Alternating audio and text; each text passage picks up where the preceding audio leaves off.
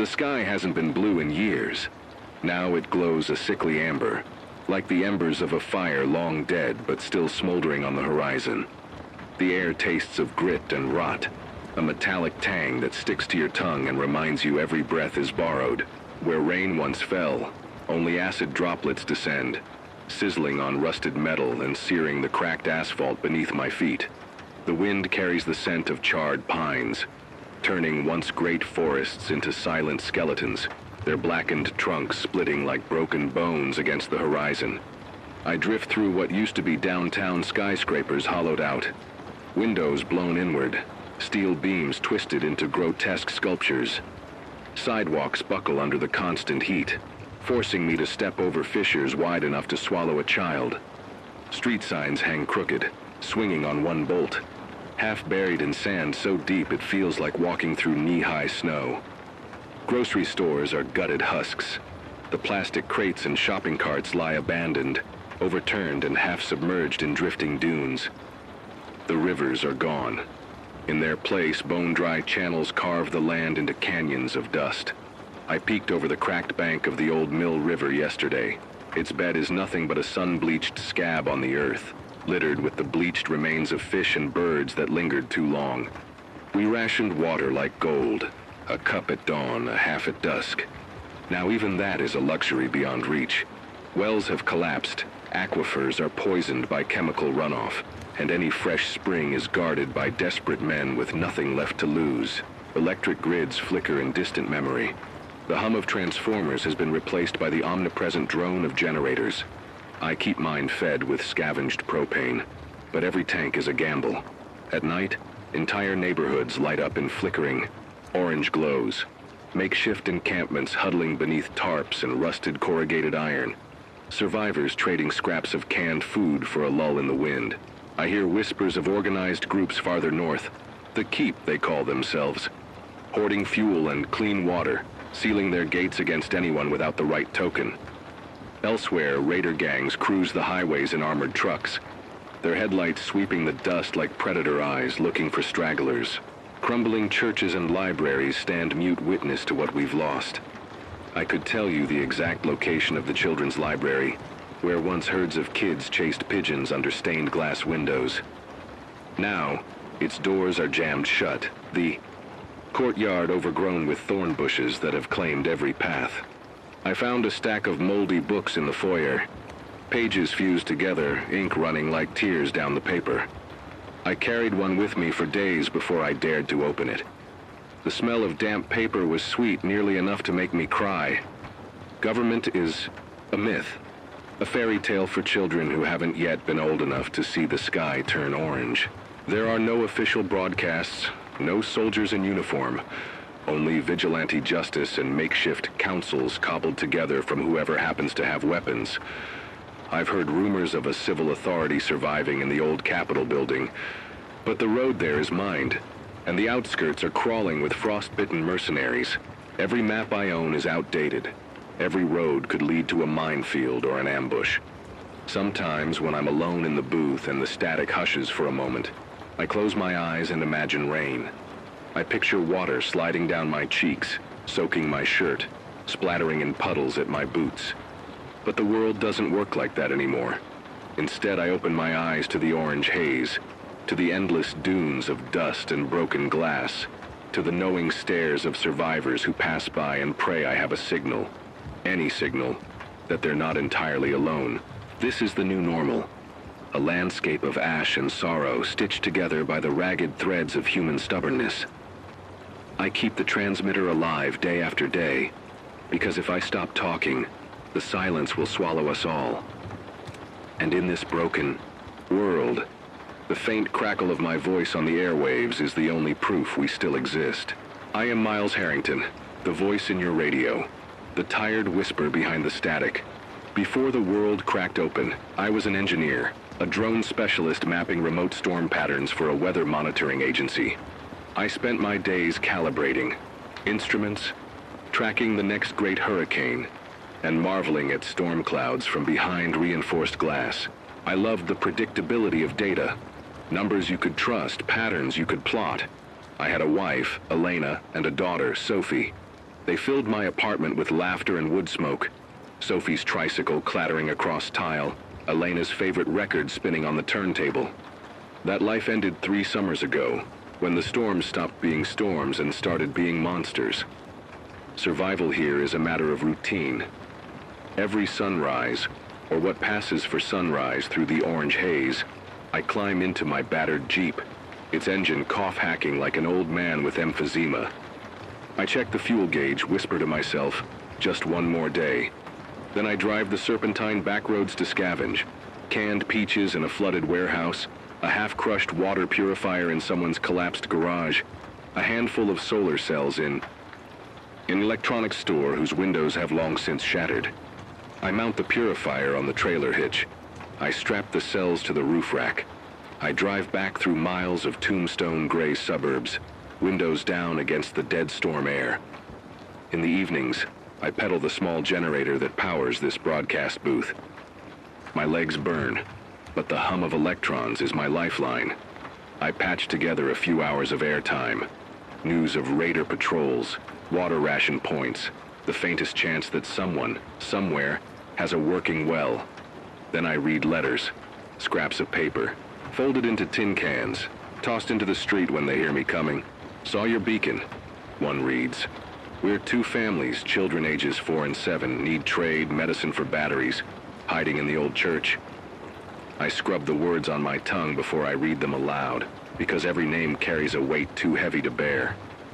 What drives me? Guilt, first and foremost. I was supposed to be safe inside a fortress of numbers behind radar arrays and steel doors. I could have warned them sooner. I could have been with Elena and Sophie when the wind slammed through our town. I wasn't. Instead, I was on a satellite uplink, watching their last moments pixelate and vanish. I tell myself, I'm here now, that each broadcast is a lifeline, proof that we're still awake, still holding on. But some nights, guilt twists.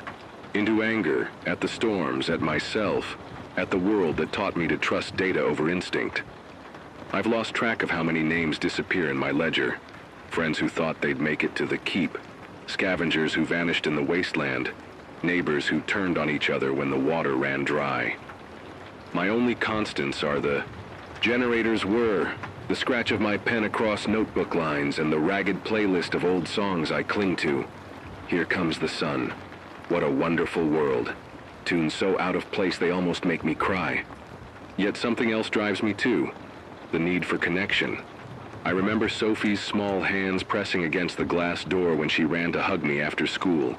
I remember Elena's voice coaxing laughter out of me on the worst days. That memory is a flame I refuse to let die. Every time someone responds to my call, an echo in the darkness, I feel that warmth again, a reminder that we're not yet ghosts. Every night, I sleep under this metal awning, with nothing but a wool blanket and a .38 revolver beside me. The blanket smells like damp wool and diesel smoke. The revolver is cold comfort, a reminder that bullets are finite and mercy even scarcer. I wake to the sound of distant guns or wind whipping through empty streets. Sometimes I lie still until I can convince myself it was a dream, that the world outside is still the one I knew. But the dust in my mouth is proof enough. I keep a small shrine on the table by my transmitter, a faded photograph of my family, pinned to a scrap of corrugated metal. I polish the glass when I'm feeling strong, trace their faces with a fingertip. I talk to them when the night is quiet, confess my failures, promise I'm doing all I can now. I don't always believe my own words, but I hope someone else does. When I speak on the air, I try to balance truth with hope. I won't lie. You're living in a dying world, but I'll share strategies. How to rig a rain catcher from a tarp, how to treat acidic water with charcoal and chalk, how to move undetected past a raider watch. I speak slowly, deliberately, because every syllable costs watt-hours. I pause to catch my breath, let the silence fill the airwaves like a held prayer. And then I sign off. Stay alive. Keep listening. The words feel hollow sometimes, but they're all I have. In this fractured world, I am both watcher and witness, guardian of a flickering flame that might still light the dark. I have nothing left but my voice, and I will not let it fade. Emma, Sophie, if somehow you're out there, I'm sorry. But I will keep talking until I find you. Until I find all of us in whatever ragged corner remains. Until then, this is Miles Harrington, broadcasting from the edge of oblivion. Stay alive, friends. The night is long, but dawn is still a promise worth chasing. I first realized things had tipped into true catastrophe when the wind stopped carrying the scent of pine and rain, and instead brought only the taste of ash and salt. The climate models we once trusted, the same ones I helped calibrate, warned of shifting jet streams and intensifying storm cells, but nothing prepared us for the storms that swallowed entire towns, or the drought that turned rivers into bone-white canyons. Now, every day is a fight against forces far beyond our control. 3 years ago, the atmospheric jet stream stalled over the continent. What should have been a seasonal trough became a permanent high-pressure dome, trapping heat and pollutants beneath it. Temperatures soared. The National Weather Service reported a record-breaking 122 in Phoenix, 113 in Chicago, and 170 in Virginia, all within the same week. Those readings weren't anomalies. They were the new baseline. Heat waves baked fields until the soil snapped like overcooked spaghetti, and crops failed for year after year. By the time we realized the scale of the disaster, supply chains had collapsed, and global food reserves were depleted. From my little booth, I still tracked the 2-meter air temperature on that handheld sensor I scavenged from a broken weather station. This morning, under the orange haze, it read 105 degrees at dawn. By noon, I expect 118 degrees. At those temperatures, sweat evaporates as soon as it forms, leaving your skin dry and burning. Dehydration sets in within minutes. Even animals have disappeared. Birdsong is nearly extinct here, replaced by the constant buzz of insects teetering on the edge of survival. The drought is the heart of our crisis. The Mississippi, which once carried cargo barges stacked like skyscrapers, is now a parched trough of cracked earth. Tributaries that fed small towns have evaporated entirely. Groundwater tables plummeted. Wells that tapped aquifers built over millennia now yield only sand. We drilled deeper, but the water we found was laced with arsenic and nitrates from industrial runoff, toxic enough to kill as surely as thirst. Our only remedy was charcoal filtration and improvised ion exchange filters. But they require coal or resin we can't source anymore. I rigged a makeshift distillation setup last month, sheet metal for a solar still, a black tarp to concentrate heat, plastic tubing scavenged from a greenhouse, and managed to collect a half-liter of distilled condensate each day. It tastes faintly of rubber and singed plastic, but at least it's free of heavy metals. Every drop is rationed. 200 milliliters for drinking, 100 milliliters for sterilizing wounds, and 50 milliliters to wet my toothbrush. When the rains finally return, they're not a relief. Sulfur dioxide and nitrogen oxides, emitted by the few remaining power plants, and pyroclastic wildfires, linger in the dome and form sulfuric and nitric acids with atmospheric moisture. Acid rain pummels rooftops, eats through lead-acid batteries, and burns unprotected skin. I patch leaks in my solar panel array with seam tape rated for marine use, but each downpour shortens their lifespan. I coat my exposed arms in a homemade lime slurry, pulverized eggshells mixed with charcoal, to neutralize acid droplets, but it only works so long. Scientific journals from before the collapse described pH events as temporary blips. We thought our scrubbers would hold them at bay. Now the pH of rainwater measures around 3.5, close to battery acid. That metal church bell I scavenged for its copper now hangs in my shack as a corrosion test. Last week it lost half its diameter. Extreme heat and dry vegetation ignite easily. Lightning strikes during convection storms trigger wildfires that roar across hundreds of square miles. We've watched infernos leap from ridge to ridge in minutes.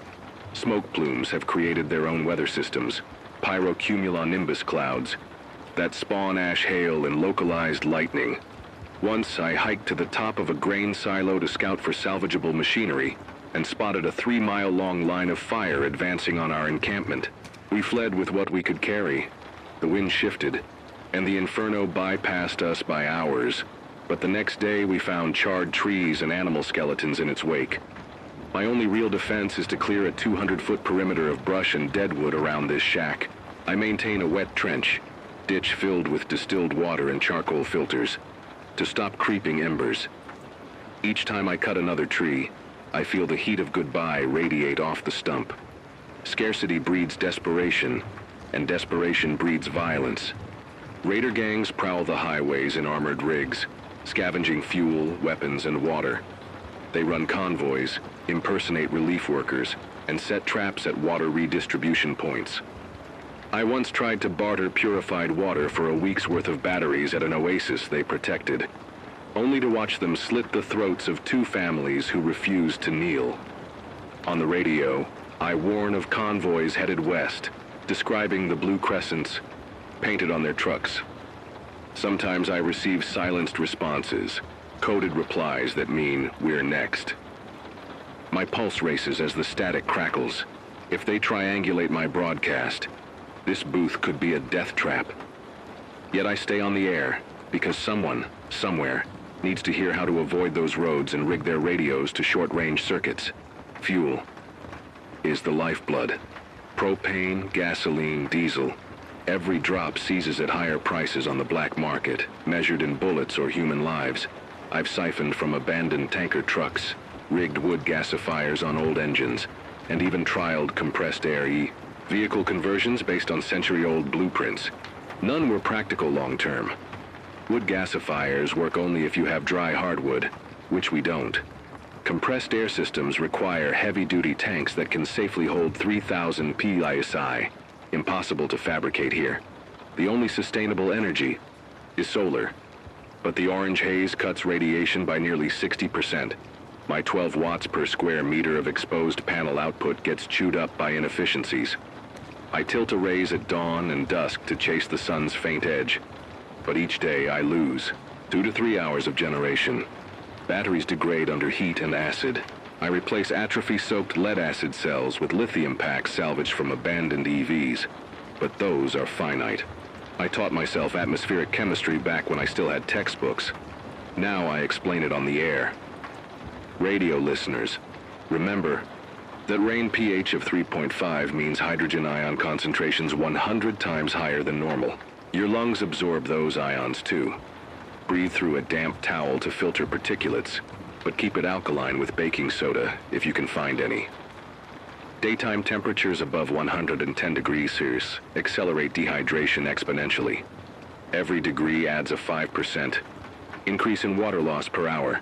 If your body can't cool below 104 degrees, heat stroke is inevitable. I reference barometric pressure trends. As the dome intensifies, the mid-tropospheric ridge locks in, reducing vertical mixing.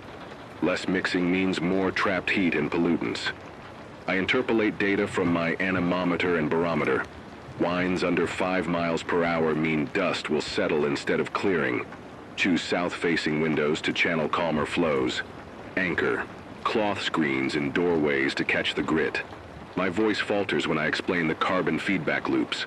Thawing permafrost releasing methane, fueling wildfires, spewing black carbon onto ice fields that absorb more heat. It all circles back to an ever-escalating spiral. I keep a mental ledger. Water, 0.8 L-day rationed food. 800 kcal day stolen or scavenged fuel. 1 gallon of propane per week. Ammunition, 15 rounds of 38, 10 of 9mm power, 200 wide stored in lithium. Pack each line is a countdown. Miss one supply run, and an entire system unravels. If I miss 2 days of scavenging, I die. If my generator fails, the broadcast dies. And with it, the only hope for callers who depend on my instructions. Close each broadcast with the same urgent plea. Find high ground away from valleys where heat accumulates. Build solar stills from plastic sheeting and black tubing. Immerse them in direct sun. Carry calcium carbonate powder to neutralize rainwater. Stockpile graphite electrodes to rig water purifiers. And most of all, stay in motion. The dome might shift, bring storms back, or send plumes of life-destroying winds. Complacency is a death sentence. I leave pauses, long enough for someone to write it down, but short enough that raiders can't locate me by triangulation. Then I sign off. Miles Harrington, keep breathing, keep moving, keep the flame alive. Every broadcast is a gamble. The more data I share, the higher the chance of rescue or salvation, but also of detection by enemies. And yet the crisis deepens. The dome intensifies, resources dwindle, and the world's pulse weakens with each passing day. My warnings might save lives, or lead predators to our door, but I refuse to fall silent. Because if we don't act, now if we don't adapt, improvise, and share every hard-won snippet of knowledge, then the dome will become our tomb. The clock ticks in my shack as I slot a fresh roll of tape into the recorder. I steady my voice for the next broadcast, knowing the stakes. Each word is both lifeline and beacon. And in this world teetering on the edge of oblivion, action born of knowledge is the only true hope we have left. The air today tastes of metal and ash, each breath a reminder that the world is dissolving around us. I woke before dawn, the orange haze already seeping through the cracks in the booth walls. My water stash, once 4 liters, has dwindled to less than a liter. I rationed 2 small sips this morning to brew my weak tea. I tucked the empty flask into my belt, knowing every clang and rattle could betray my dwindling supplies to curious ears. I load the Jeep with what little I've salvaged. 2 jars of pickled green beans, half a loaf of hardtack I baked last week, and the crackling hum of the generator's fresh spark plug. My scavenging route takes me past the old dairy farm. Once, a patchwork of verdant fields, now a dust bowl dotted with skeletal tractors. I found the propane tank here yesterday and siphoned enough to run the booth for another 2 nights. Fuel is the hardest to find, harder even than water. They say a single bullet is worth a gallon of gasoline on the black market. I palm the .38. At my hip, its weight cold comfort. By mid-morning, heat ripples off the cracked earth in waves. I turn on the Jeep's air intake fan, little more than a whirring grate, just enough to stir the stagnant air inside. I check my transmitter's signal strength, 3 bars. It wavers like a heartbeat. Soon it may be gone altogether. Each broadcast is a lifeline, but every word risks exposure. I whisper my own mantra. Speak only when necessary. Speak only what saves lives. On the outskirts of the farm, I spot movement. A trio of figures weaving through the burnt corn stalks. 2 wear ragged leather vests patched with metal plates. The third clutches something white over its face. Dust mask or a child. I can't be sure. They're armed with rusted pistols and bolts of rebar sharpened to points. Raiders. I halt 60 feet away, kill the engine, and slip into Hunter's crouch. My heart pounds in my ears. I consider the revolver, but the noise could draw the entire herd. Instead, I curse my choices. Why must I always chance these dangerous runs? I count to 10, unsure if I'll stand and face them or slip back to the booth. Hunger argues for caution. Guilt argues for courage.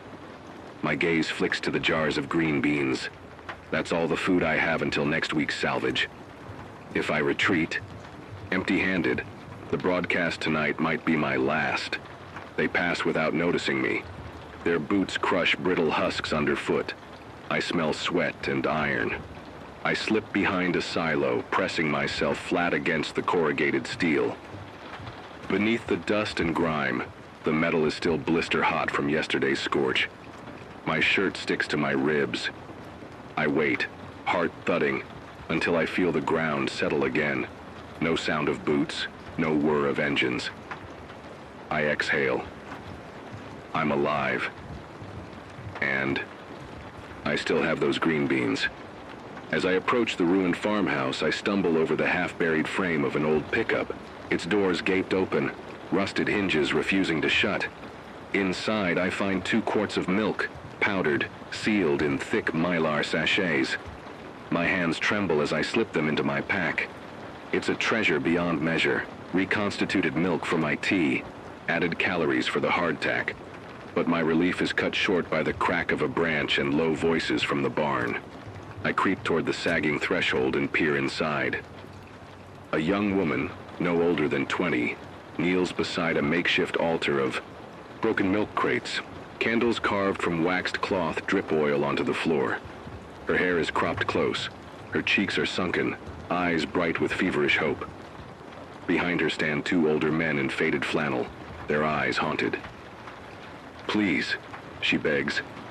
I'm telling. "You, the map is real. It shows the spring just beyond the ridge. I measured the bearings myself. A map, a spring. The words hit me like ice water. All this time I've scoured wasteland for a drop of hope, and here they talk of a hidden water source, someone's myth of salvation."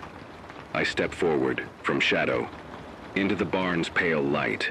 They startle, eyes wide, dust motes dancing in the candle glow. The woman grips the edge of the altar. "Who are you?" she demands. "Miles Harrington," I say, drawing a slow breath. "I broadcast from the station down the road." The flannel men exchange glances. One of them, tall and gaunt, stands with a rusted shotgun in hand. "Don't move," he warns, voice low. But their fear isn't directed at me alone. It swirls. Between all of us, thick as the dust in the rafters.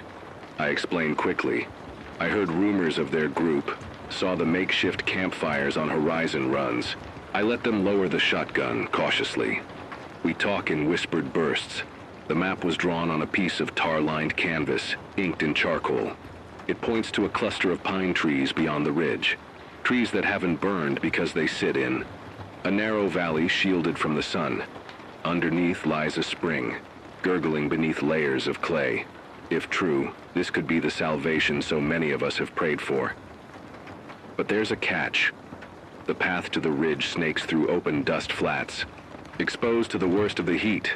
Raiders know the route, too. They patrol it in the mornings when the heat is most brutal, looking for stragglers. The group has tried twice already. Both times they turned back after seeing the black tar glare of stacked soda cans that signal a guard post. I weigh my dwindling supplies against their need. My milk could keep their map bearer alive for days, but then I'd have none for myself. My fuel could power their generator, but then I risk the booth falling silent. Yet I can't turn away. Something about the young woman's desperation, the flannel men's hollow eyes sears me with recognition. We're all hunted by the same hunger, thirst, and disease. I offer a deal. I'll lead them across the flats in exchange for half their milk and their promise to return with water. They hesitate. Trust is a currency cheaper than dust here. But desperation wins. They accept. We divvy the milk. 2 sachets for me, 2 for them. I share my rations of hardtack and green beans. Their gratitude is palpable, like a flame flickering. To life in a darkening room. We set out at dawn the next morning. The flat lies cold at first, dew patches shimmering with acidic residue. I teach them to test the pH with a bit of crushed eggshell.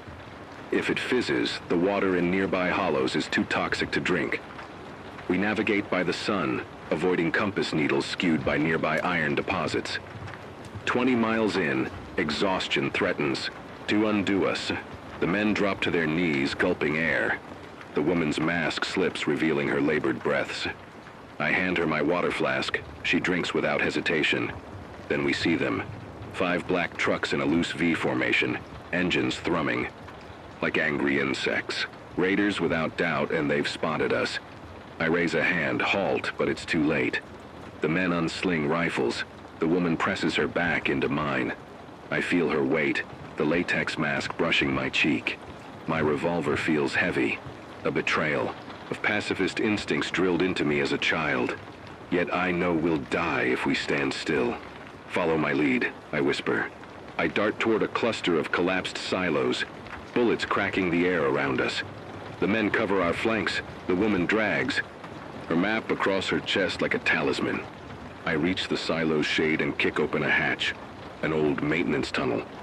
We slide in, the air inside stale but cooler. The Raiders' headlights sweep past the entrance. We hold our breath until the drone of engines recedes. In the tunnel's gloom, our faces are pale ghosts. We share a look, terror tempered by hope. The map becomes our scripture. If the spring exists, if those pines still stand, then relief is a day's march away. If it doesn't, the flats will fossilize our bones and our names will be forgotten by the dust. My heart won't stop hammering. Each beat reminds me of what's at stake. Lives tethered to a water droplet unknown. As we crawl toward the tunnel's exit, the sun above blazes like a furious god. But beneath the dust and decay, a fragile spark has kindled. A possibility that keeps us moving forward, even as the world crumbles around us. And so we press on, bound by a shared belief in the map and in each other. Because in this world of dying embers, trust is the rarest resource of all. And sometimes, just sometimes, it's the only thing that can save you. The valley lay before us like a wound in the earth, its ragged edges carved by centuries of wind and water.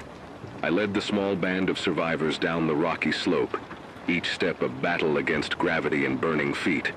The sun, now directly overhead, struck the valley floor with punishing intensity, turning every stone into a furnace tile. Sweat pooled behind my collar, and my shirt clung to my back like a second skin. My lungs felt as though I were inhaling hot embers, but I kept moving. Each step a promise I'd made to the woman who carried the map, to the two men at my side, and to the ghost of my own daughter who haunted my dreams. 20 minutes in, our strength frayed beyond repair. The youngest man, Carter, stumbled and crumpled to his knees, sweat pouring from his brow in rivulets. I can't, he gasped. His voice cracked, the single harsh note of a man who'd pushed beyond his limit. I knelt beside him, offered the last 100 ml from my flask. He shook his head. Save it. The woman, Aisha, she'd called herself, pressed a cool hand to his forehead. We're close, she whispered, though her eyes betrayed doubt. I felt it too. The valley seemed endless, as if the ridge on the map were a cruel mirage. But then I saw it, a thin line of dark green running along a shallow depression between two rocky outcrops. Pines, stunted but alive, clinging to the valley's spine like survivors of some ancient siege. My heart leapt. There! I shouted, raising an arm so they'd look up. They rallied, each finding a last reserve of strength as if buoyed by hope itself. We pressed on, descending into the shadowed hollow where the trees formed a fragile oasis. The air cooled an instant, flecked with moisture and that unmistakable sweetness of fresh water. Our footsteps slowed, reverent. Aisha knelt at the edge of a moss-lined fissure. It's real, she breathed. She plunged her cupped hands into the spring and lifted them to her lips. Water dripped like laughter from her chin. Carter fell forward and drank at her side. The other man, Jonas, slumped against a pine, tears carving fresh channels through the dust on his cheeks. I knelt, lowering my face to the water. The first sip was an electric shock of relief, coolness that shivered through my limbs. I closed my eyes, tasting every mineral note, committing them to memory. This was the salvation we'd risked everything to find. We worked quickly. Aisha pulled charcoal from her satchel. Jonas lit a small burner and fashioned a rudimentary filter of cloth and sand. I scavenged half-buried branches and built a lean-to to shield our operation from drones or wandering raiders. For once, the world seemed to pause in awe of this miracle. The hush of wind through the needles, the faint gurgle of water, the soft rustle of pine cones unspooling in the shade. Yet celebration was a luxury we couldn't afford. I checked the horizon. The orange dome still hovered above, an oppressive canopy that could flare back to life at any moment. We filled every container, bottles, canteens, old propane cylinders. The filter groaned under sediment, but it delivered 3 liters of near-perfect water before choking. We paused to drink again, letting the valley's damp air wash away the grit in our lungs. Then we heard it, a low rumble, distant but growing. I looked up and saw a column of dust rising beyond. The ridge, raider convoys closing fast. Black trucks cutting paths across the flatlands, their headlights twin eyes in the haze. My chest went cold. We have to move, I said, voice tight. But the others already knew. Aisha snatched the map from her vest. warping in her sweat, and tore it in half. "You take this," she said, thrusting one half into my hand. "We'll lead raiders south, you get water back to the booth." I stared at her, disbelieving. "No," I whispered. "We stick together." She shook her head, voice firm. "We're slowing you down. You're the only one who can broadcast this. If they catch us all." Her words trailed into the ragged wind. Jonas lunged for his shotgun. "He's right," he said. "Miles, our lifeline." Carter, weaker now but steadying himself on trembling legs, set down his canteen. "Go," he urged. "I'll hold them here." Aisha and Jonas exchanged a look, a silent plea, and then she nodded. "We'll buy you time." She pressed a stained canister into my hand. "Carry as much as you can." I shouldered as many bottles as I dared. I felt like I was abandoning children, their faces half lit by hope and fear. "Promise me you'll reach the keep," I said. "Tell them where the water is." She blinked back tears. "I promise." I turned and ran, boots pounding. On rock, the weight of life-sustaining water tugging me backward. Behind me, I heard Jonas kick up gravel, and then the echo of gunfire. I risked a glance. Silhouettes flanked by roaring trucks, figures racing to close the gap. My lungs burned, each inhale scorching hot. The valley stretched ahead, steep switchbacks that led toward the ridge's spine. I climbed, the slope cutting at my boots like knives. The water bottles banged against my ribs and my shoulders screamed. But the spring's freshness fueled me. For every step I wrenched myself forward. Halfway up, the sky darkened. Not the soft gray of clouds, but a roiling mass of ash and ember carried aloft. A dust storm, spawned by the sun-roofing storm cell trapped beneath the dome, was descending. I hit the ridge's crest and paused, listening. Behind me, the crash of raider engines. Above me, the thunderhead's low growl. I sank to one knee, heart hammering, and lifted the bottles to the sky. "I have it," I rasped, as if speaking, to a microphone. "I have the water." The storm hit like a freight train. Gusts lanced with acidic grit, tearing at my clothes, lacerating my cheeks. Bottles shattered in my pack, but I clutched the remaining two as I staggered down the far side. Rain began to fall, black corrosive, and I angled my face toward it, catching it in my mouth despite the sting. Behind me, the raiders emerged onto the ridge, slipping through the wind like lost ghosts. I didn't look back. Each step was agony, but I could hear the valley's lullaby. The spring's distant gurgle carried on the wind. It spurred me onward, down through thorn and shale, until I stumbled onto the flat floor of the neighboring hollow. My lungs seized. I collapsed on a dune of ash, clutching the water bottles as if they were my own beating heart. My mouth was so dry it felt welded shut. I pried it open and swallowed greedily, drowning out the noise of the storm. Then, through the acid rain's hiss, I heard Aisha's voice. Faint, carried on an eddy of wind. "Miles!" I scrambled to my feet, scanning the swirling gray. A figure emerged, Aisha, blood dripping from one arm, Jonas beside her with a smoking rifle. Behind them, the raiders, disoriented by the storm, had halted. Their truck stalled. In drifts of dust and waterlogged ground. "Behind you!" Aisha shouted, pointing. I wheeled to face a lone raider, stumbling toward me with a raised pistol. My hand went to my .38, and I fired once, watching the figure crumple into the sludge. The echo of the shot cracked like thunder. Jonas planted a boot on the raider's chest and wrenched the gun free. "Let's go," he snarled. I nodded, voice gone. Aisha reached me first, pressing a melt-softened plastic canteen into my palm, the last purified water we'd filtered. "For the booth," she said. I bowed my head, tears cutting paths through streaked grime. "Thank you," I choked. Together we sprinted across the flats, the storm's fury at our backs. The orange dome split open above us in a jagged tear of lightning. I felt the strain of every loss. My family, my certainty, my safety fracturing within me. But I also felt something new, the raw, unyielding force of human solidarity. As the booth's blinking signal came into view, I realized that the crisis wasn't merely the drought, the storms, or the raiders. It was the moment when you choose, not merely to survive, but to save others even at your own peril.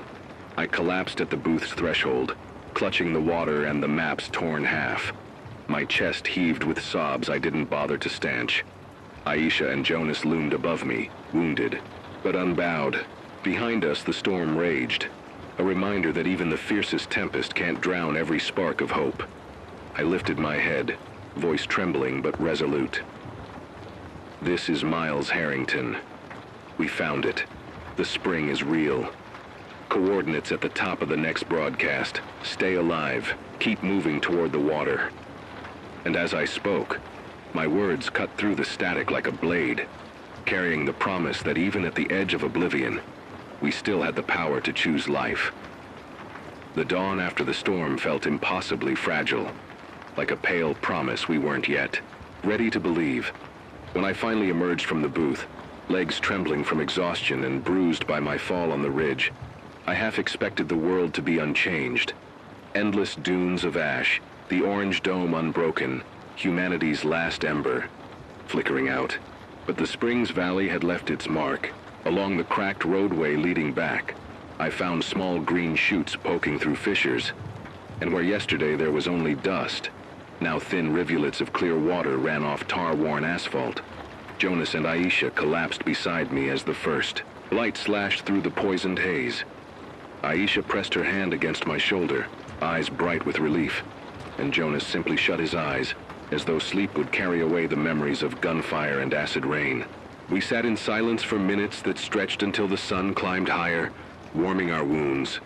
The water we carried, just enough for one last ration each, felt miraculous. Its weight was both a blessing and a burden, life in our hands, and a reminder of how close we'd come to losing it all. Back at the booth, I unloaded my precious cargo. Every bottle went into the distillation still. Within hours, I had more water than I'd dared hope for. I ran the pumps, watched the tanks fill, and listened to the soothing gurgle of clean liquid cycling through filters. For the first time, in as long as I could remember, I tasted gratitude rather than fear. That evening's broadcast was the longest yet. I spoke haltingly, voice thick with emotion. This is Miles Harrington. Today we found water, real, drinkable water in the valley north of Route 22, just beyond the Burnt Oak Ridge.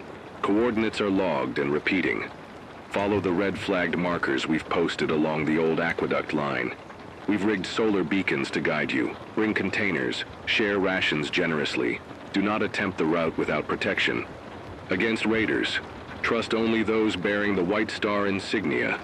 I paused to let the gravity sink in. Then I added the plea that had become my refrain. Stay alive. Keep moving. Keep the spark alive.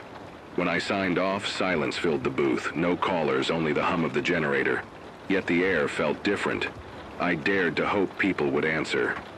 Over the next week, reports trickled in. A small convoy, about 20 souls, arrived at the spring, guided by improvised beacons. They called themselves the Oak Ridge Collective. Farmers, former teachers, mechanics who vowed to protect the spring and share its bounty. They brought scrap metal to reinforce the lean-to, mason jars to store extra water, and seeds. Beans, squash, even a handful of corn. They'd found pockets of arable soil in the valley floor and planned to plant a small garden. The words farm and garden sounded almost absurd in a world this broken, but they also sounded like hope. Jonas and Aisha returned to the booth the night before my next scheduled broadcast. Aisha's arm was bandaged. Jonas limped, slightly. They'd led raiders on a false trail south, buying the collective time to set up defenses. They arrived just as the convoy reached the water, and their ammunition and medical knowledge were invaluable. When I greeted them, the booth felt warm in a way it never had before. That night, I sat in the glow of the solar-charged lantern and uncorked a jar of reconstituted milk, the first fresh milk I'd tasted since the collapse. I held the photo of Elena and Sophie against my chest. Tears came unbidden. Tears for their absence, tears for the friends we'd lost, tears for the small miracle we'd created. I realized then that hope wasn't a single drop of water, but the river it could spark when shared. In the weeks that followed, I watched the collective's garden sprout green against the gray wasteland. I cataloged rainfall pH levels, noted which seeds survived the acidic drip of summer storms, and advised them on drip irrigation techniques using scavenged tubing. Each small success, a bean vine reaching toward the pine canopy, a seed crackling open, felt like a victory over oblivion. The dome above remained oppressive. Acid rains returned. Wildfires scarred distant hills and temperatures soared. But now, instead of fighting alone, we fought together. The collective constructed a simple limestone shelter around the most vulnerable seedlings, using charcoal lime, mortar to neutralize soil acidity. They harvested rainwater in barrel cisterns coated inside with crushed eggshell to buffer pH. I documented their methods on the air, trading step-by-step instructions for news of emerging springs farther afield. Yet the earth teetered between recovery and collapse. The jet stream shifted, and for one brief week the haze thinned. Birds, small sparrows, robins returned in tentative numbers, flitting through smoke-scarred pines. A hawk soared against a washed-out sky. It felt like a prayer answered and answered again, proof that life could claw its way back even from the brink. But every gain carried a price. The raiders adapted, attacking lesser protected springs. I received frantic calls from survivors forced to flee newly established oases.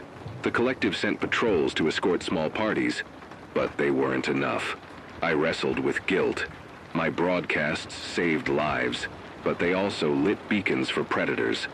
I considered shutting down the public channel, moving to coded, invitation-only communications.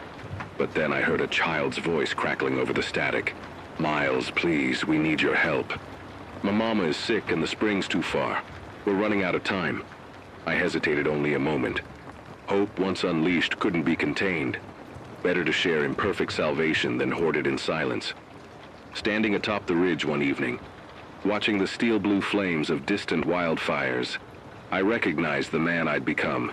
No longer a solitary engineer calculating risks, but a reluctant shepherd of fragile communities. Guilt still clawed at me, but it had morphed into responsibility. Each broadcast was an act of defiance, not just against the climate's fury, but against despair itself. Where once I measured worth by data accuracy and personal survival, I now measured it by shared courage and collective resilience. I'd traded numbers for stories. Of the teacher who taught seedlings to sprout between ash, of the mechanic who rigged a wind turbine from a derelict car, of the mother who taught her child to sing lullabies while waiting for rain. Those stories became the threads that wove us back together. The world remains broken. Storm cells still rage. The dome still traps our worst toxins, and raiders still prowl the highways. Yet on clear nights, you can glimpse a million points of light, solar lanterns, campfires, distant beacons marking survivor enclaves. Each one is a pulse in the darkness, a testament that we're alive and still dreaming of dawn. When I sign on each evening, I no longer begin with data alone. I share stories of success and failure, of tentative alliances and narrow escapes. I pass along scientific tips, how to test soil pH, how to rig a pulley for a wind pump. But I also read letters. We planted our first row of beans. Our water never tasted so sweet. And I realize that the crisis isn't merely the drought or the storms. It's the moment when we stop believing that tomorrow can be better. In this falling action of our collective saga, we stand at a crossroads between collapse and renewal, isolation and community, despair and hope. I've seen both sides, the silent graves of friends who ran dry, the radiant green of seedling leaves breaking through ash. I carry those memories in my transmitter's hum, broadcasting them out to anyone listening. My final reflection: survival is not just a matter of water and fuel. It's a matter of trust, ingenuity, and unyielding faith in the power of shared effort. The world may still teeter on the edge, but with each small oasis we carve out, we restore a piece of humanity's fractured soul. And as long as a single voice crackles through the static, proclaiming we found water, the story isn't, for it's only beginning its next chapter. The wind has quieted to a murmur. as if the world itself is holding its breath. Tonight, the orange dome overhead is fractured by distant stars, thin pinpricks of light that remind me that beyond the haze, there once was a sky full of them. I stand outside the booth, the cool night air licking at my sunburned skin. In my hand is a small vial of condensed rainwater, harvested from the last brief storm that cracked open the dome for an hour. It contains only a few precious drops, but they feel heavier than any barrel I've carried. Hope is fragile. I know that, better than most. One false move, one miscalculation of pH, one misstep on the ridge, one ill-advised broadcast could snuff it out. Yet those drops of rain are proof that nothing in this world is ever truly dead. The dome may trap our toxins, but it cannot trap the will of creatures determined to live. I dip a fingertip into the vial and let the water roll across my tongue. It tastes of sky, tangy, electric, impossible to forget. Behind me, the booth lights glow where the Oak Ridge Collective tend. They're small lantern gardens, each a testament to human tenacity. The beans are climbing higher than ever, and there's talk of a cautious harvest in 2 weeks. They've rigged a wind pump from a scavenged chassis and old bicycle spokes. The first blades have creaked to life, drawing air through a simple alternator to charge lanterns after dark. It's a crude contraption, but it works. And in a world starving for miracles, that counts for everything. Still, I know these victories are temporary. The dome will shift. Storms will bend lightning into new forms of destruction. Raiders will learn of our location and send fresh convoys to test our defenses. Fuel will run low again. Seeds will fail. Every gain demands a renewed effort, a fresh sacrifice. The horizon after one sunrise is another day of fighting, and the question that remains is simple. Do we keep waking up to fight it? I answer that question with my voice. Tomorrow morning, I'll pedal the generator once more, fill the airwaves with coordinates, instructions, and stories. I'll speak of the wind pump's mechanics, of the soil alkalizing lime beds the collective is building, of the methods they've devised to shield seedlings from acid rain. But I'll also tell the story of the woman who followed a tattered map into a valley of fire and found water. Because stories are what bind us, what remind us we're not alone in this struggle. Tonight, I reflect on the shape of my own heart. It used to be that I measured life by data confidence intervals, by calibrated sensors and machine-read values. Now I measure it by the heartbeat of a community, by the glow of a lantern farm, by the shared gasp of relief when water pours from a new spring. I've traded the sterile certainty of science for the messy resilience of hope, and I would not trade it back. As the night deepens, I take out the photograph of Elena and Sophie and place it on the makeshift altar beside the transmitter. A candle flickers in their faces, and for a moment it feels as though they are here, listening to my voice carried on the airwaves. I whisper into the microphone, "Elena, Sophie, I found water. We're still standing." The recording quavers, but I steady it. And to all of you out there, I continue, the spring is ours to share if we dare to protect it. Build up your defenses, share your skills, guard the pathways. Trust each other even when it feels impossible. A single spring doesn't end the drought, but it can be the seed of something greater. A network of life carved from the dying earth. I end with the words I've repeated so often they have become a prayer. Stay alive. Stay human. Keep the spark of hope alive, no matter how small. As long as we breathe, there is a chance. There is no applause, no fanfare, only the soft click of the recorder and the steady hum of the generator. But in that quiet, I hear something new.